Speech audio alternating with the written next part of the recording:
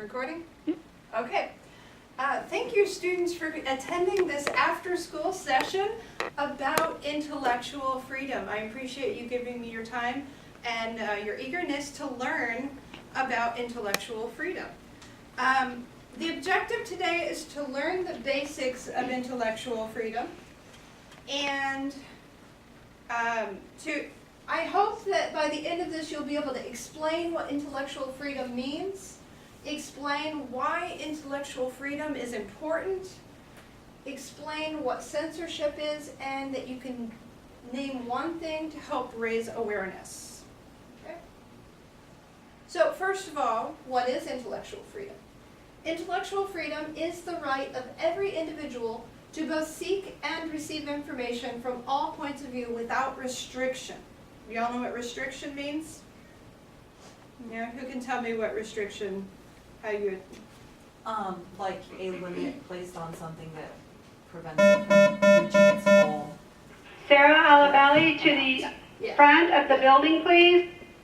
So it provides free access to all expression of ideas through which any and all sides of a question or cause or movement may be explored. This is the definition that the American Library Association gives. We call it ALA for short. Good. So the first interactive piece is I want you to think about, why do you think intellectual freedom is important? Okay? If you have a phone, you can scan the barcode. And I think, Ms. Franco, if you will press the space bar, I think that'll bring up the link. Just click to the next slide. Yeah, there we go. So you can... Students, if you are attending coding, please report to L101. If you are attending coding, please report to L101. If you don't have a way to scan this, you can type in http://padlet.com/Mary_Herrera1/intellectual_freedom.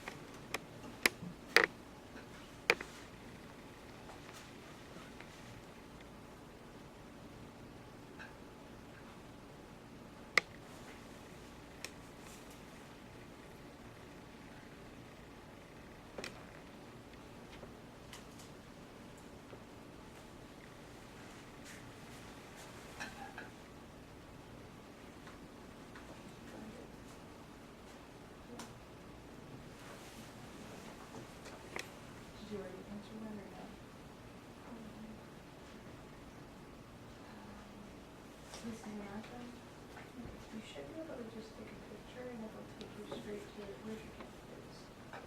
Take a picture of this and that'll take you, you'll have an option. Yep, click there. Well, open in Safari.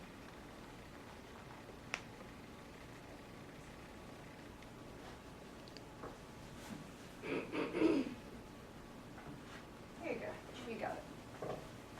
You're gonna get it.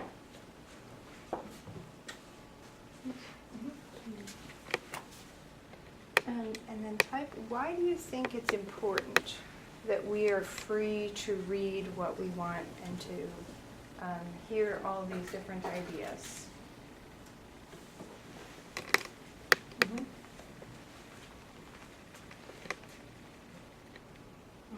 Go exit out there and go to your camera.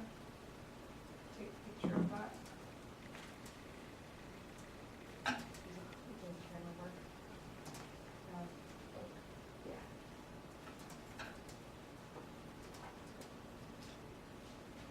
There we go. So now we can start to see some of the responses.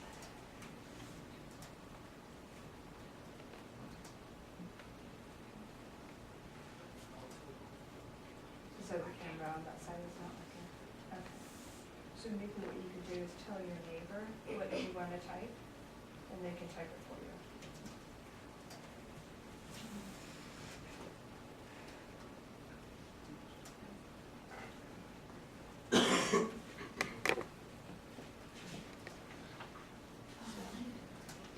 Another way of thinking about intellectual freedom is having the opportunity to hear all sides of the story. So why would that be important? To be able to hear all sides of the story. Good? Should I just raise, should I raise my hand? Yeah, okay, fine.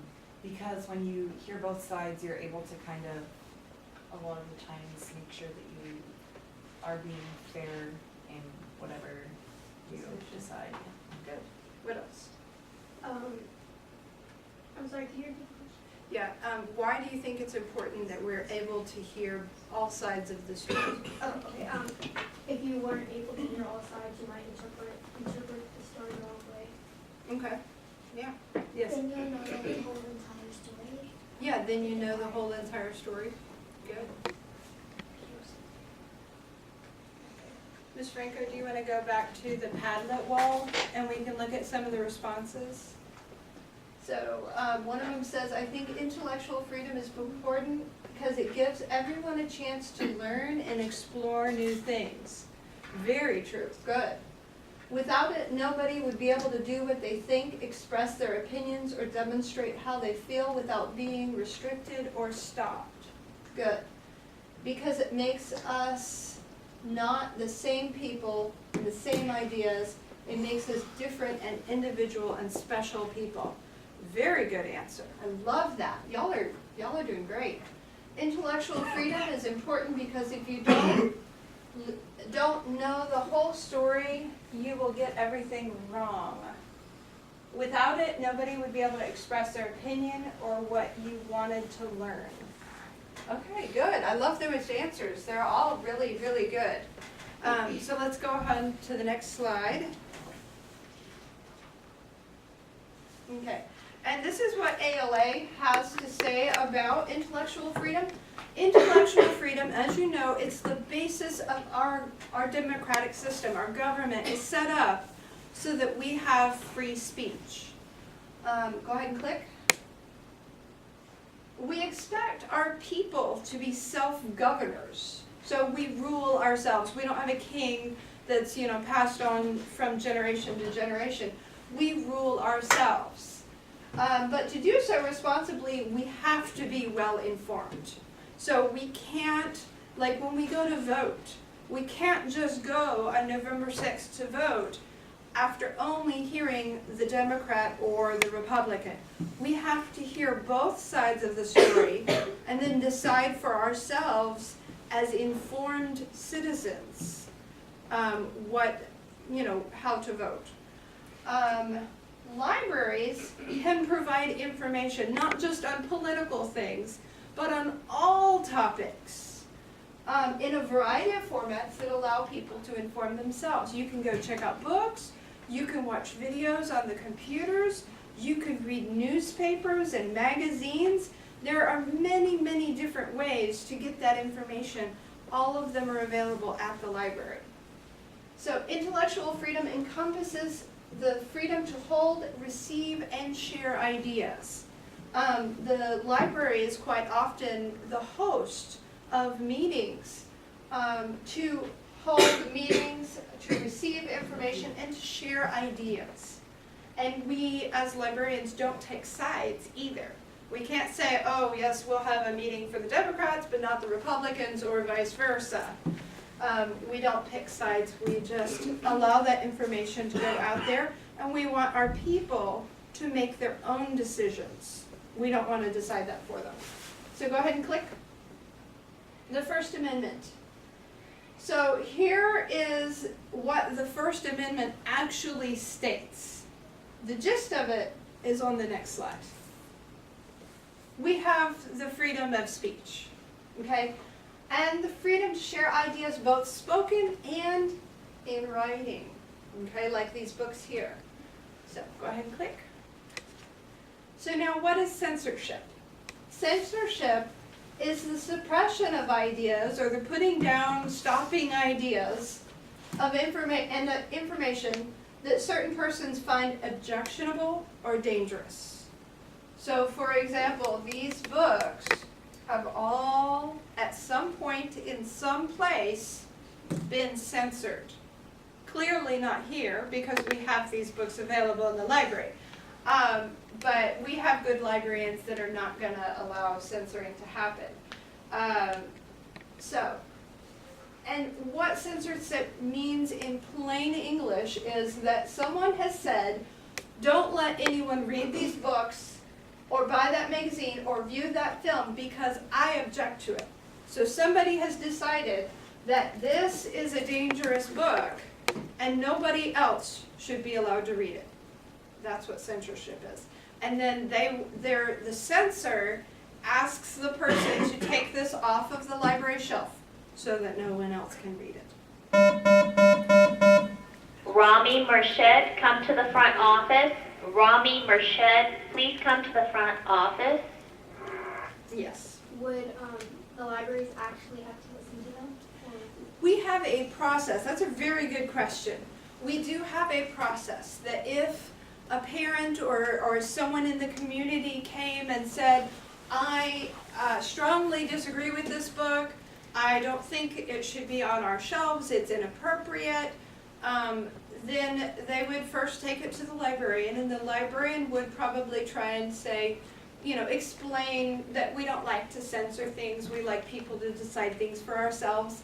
And then if the parent was still wanting to protest this book and have it removed, then it would go all the way to the principal, and then from the principal up to the school board, and it would be a decision that's made by the district at the district level, depending on the situation. But it might go up that high. So, we'll see. Why am I, your English teacher, talking about this? Books. Because it's about books. That's why I'm talking about this. I feel passionate about books. So let's go ahead into the next one. Banned books are what censors create. They want to ban ideas and books that share those ideas, books like all of these. All of these books are banned books. So yes, we have Harry Potter has been banned because, and I was actually talking to a student today that said her parents are censoring and they don't want her to read the Harry Potter books because it contains witchcraft. So I know, and I said it's not a how-to witchcraft, it's just a story with witches in it. And, but to each their own. A parent making a decision for a child, that's one thing. But when they make it for 1,100 students, that's a little different. Wrinkle in Time, same thing. It says that there's witchcraft in there, so some people don't want others reading that. Go ahead. The Diary of Anne Frank. Is that one we have up here? No. But it's one that we used to read in 8th grade. This one was banned in some location because they felt it was a real downer. Isn't that sad? Yes. It was just too sad of a book, and we shouldn't have to read these depressing things. Go ahead and click. These two have been banned. We have the Quran and the Holy Bible in various different places around the world in which they have been banned. And then even the Light in the Attic. It encourages disobedience. Can you believe that? Wow. Yes. So go ahead and click.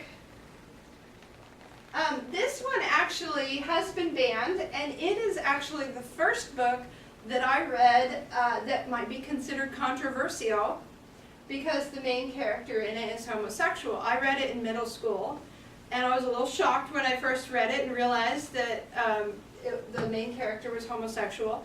And then I had a talk with my mom, and she says, well, it's up to you. You have to decide, are you going to continue reading it or not? And I decided to continue, and I'm very glad I did, because there's like 26 more wonderful books After that, probably more. She keeps writing and adding more, and it's wonderful. So go ahead and click. So I was wondering if you have read any books that have shocked you with new ideas you've never thought of before, or books that were shockingly gruesome, a book that had character that was of a different religion or had a different life view as you, or yeah. So have you ever read a story that where the main character is different than you? Mm-hmm. There's a book called Saints and Misfits, and it's about a girl, she's a Muslim girl, and I'm Christian, so it gave me a different viewpoint on her religion. It was a really interesting book. Yes, yes, that's good for that. Any others? Well, I read the book It's Held Dark and Grad. It's pretty gruesome. Okay. It was pretty gruesome. Yeah, okay. So, we can, let me see how we're doing on time. Yeah, we've got a few minutes. So let's go back to that same Padlet. And I want you to write some books that you have read. Maybe books that you're glad you read, even though the characters may be different from you. Maybe if you've read one of these, if you've read any of these.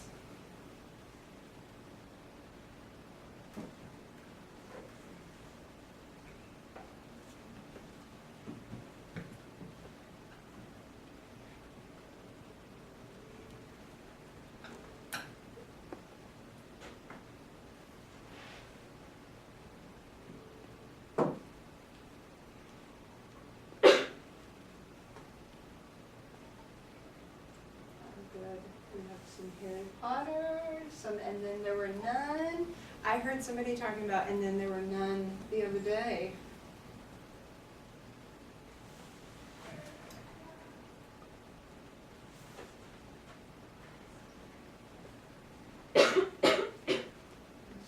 I heard somebody talking earlier about Lord of the Flies. I think that was Evelyn saying she read that one. And The Giver. Have any of y'all read this one? The Golden Compass? Yes.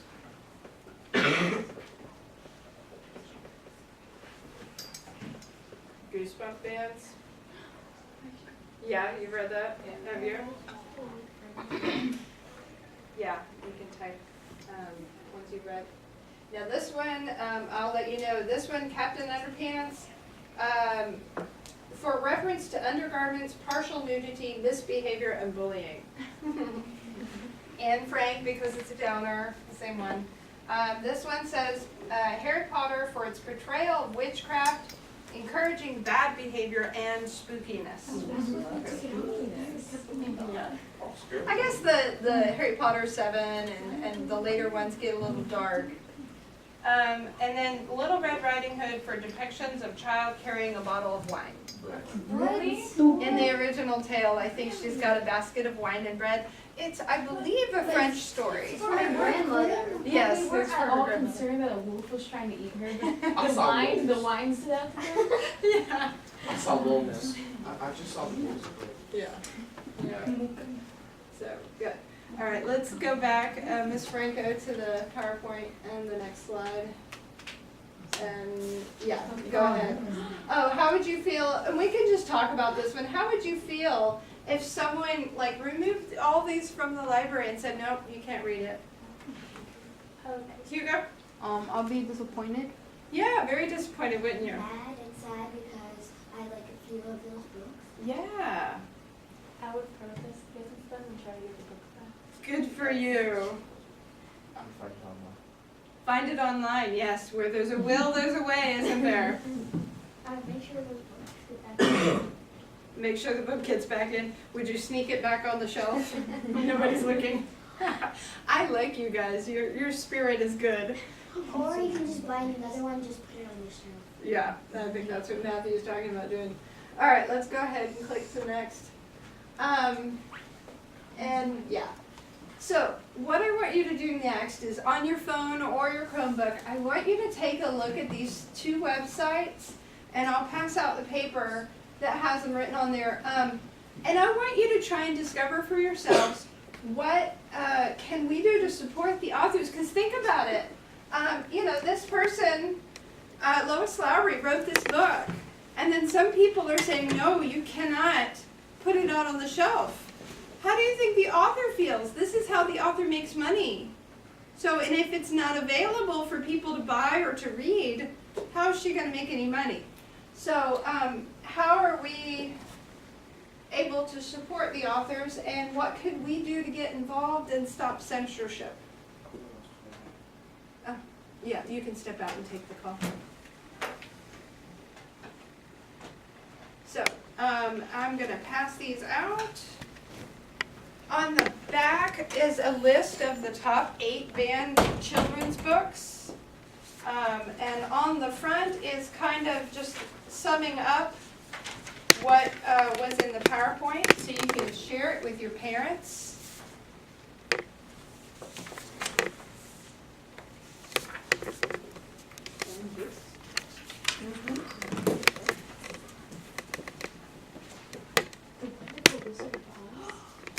I know.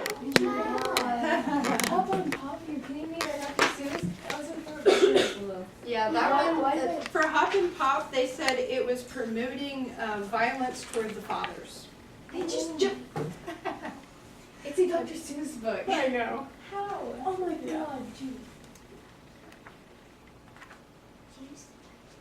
James and the Giant Peach, yeah. What? Oh.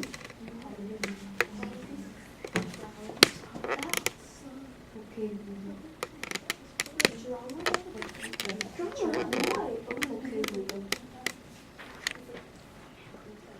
Were y'all able to get onto those websites?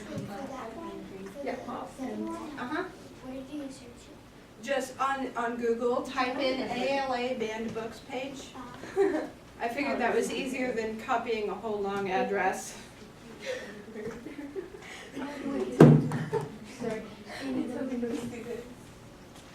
I'll read that.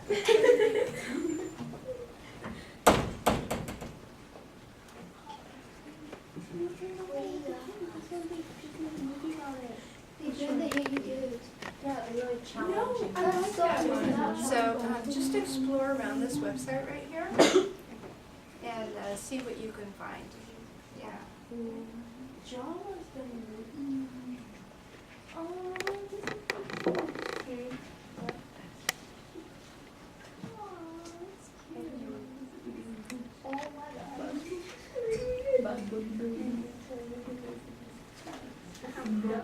They've been looking for Alaska. Oh, I love that book. Oh, it's by John I haven't read that one yet. Me neither, I've but I've heard really it's just really like good. John Green. Oh, yeah. The father stars made me cry. Eleanor Park? Annalise just bought this book. Oh, really? I just finished reading Eleanor and Clark. It cusses a lot and they're so cute.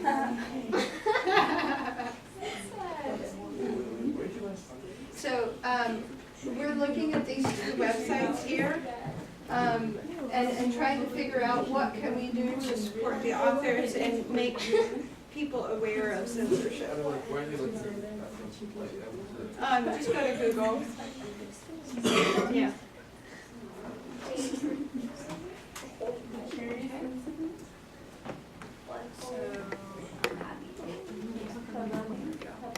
And then you can go to, let's see.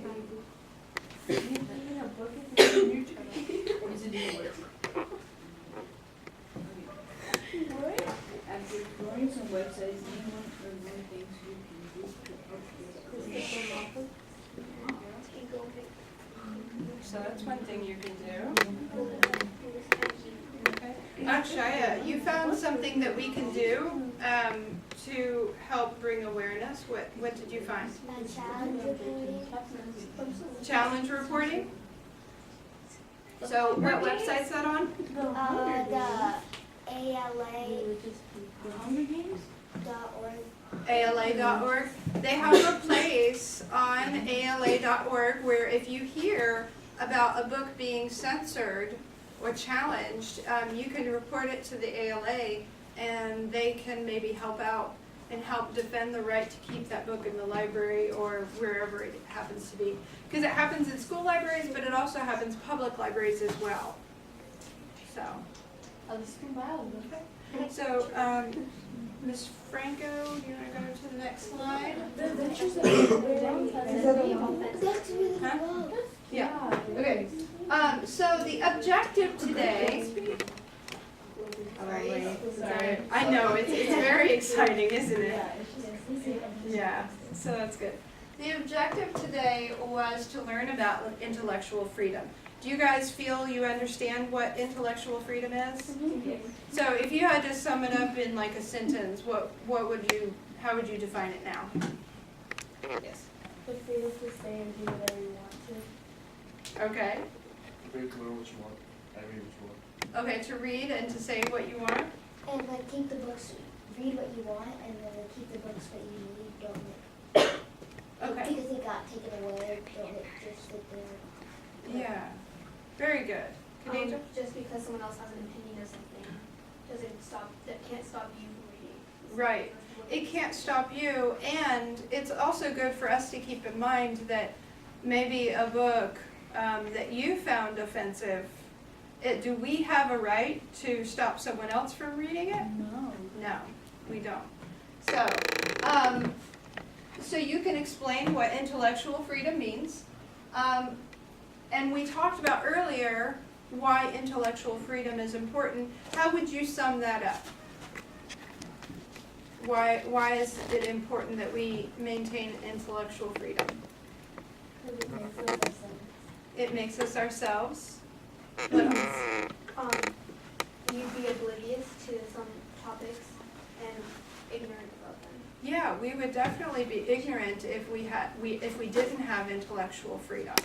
We wouldn't know all sides of the story, would we? Good. I can explain what censorship is, and I can name one thing to help awareness. We haven't talked about that one quite as much.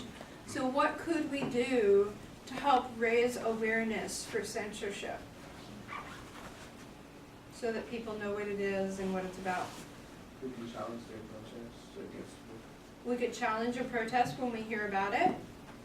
Do we have to wait for a challenge? No. No, we don't. We could explain to them what intellectual freedom is. Yeah, we could explain to our friends what intellectual freedom is and what censorship is. Good. Who's on social media? You're, about half of y'all are. Good. Most of my 8th graders. That's good. Have you ever tried searching up on social media a banned book week? No? Give it a try sometime. You'll see people, they'll take, a book that has been banned, and they'll be advertising, I'm reading this book. Even though it's banned, I'm reading it because I have an open mind kind of thing. So that's something else you can do, join in on that. There's all kinds of really cute things out there. They'll have like, the lines, a poster with lines where it shows the person's height. And they'll have it like where they're a criminal and they're holding the book in front of them. So it looks like they're being real rebellious. So, yeah.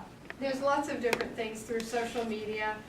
There's also websites that you can go to, like I forgot to wear mine today, but I have some socks that are banned book week socks. And so one sock has the print and one sock has all the print blacked out. So it's cute. So there's products like that you can do. And then people ask, well, why is one sock like this and one sock like that? And then you can talk to them and say, well, it's about banned books.